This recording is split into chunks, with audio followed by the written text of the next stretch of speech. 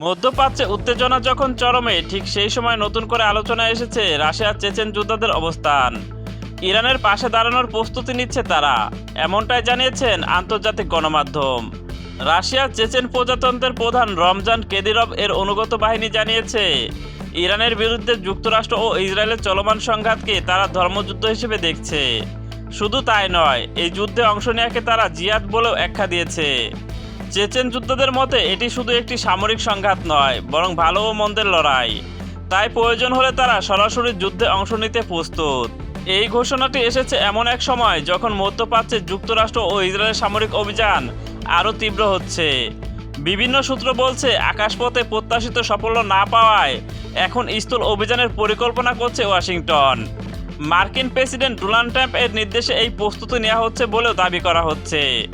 যদি স্থল অভিযান শুরু হয়, তাহলে চেচেন যোদ্ধারা ইরানের পক্ষে সরাসরি যুদ্ধে নামতে পারে, এমন আশঙ্কা করা হচ্ছে।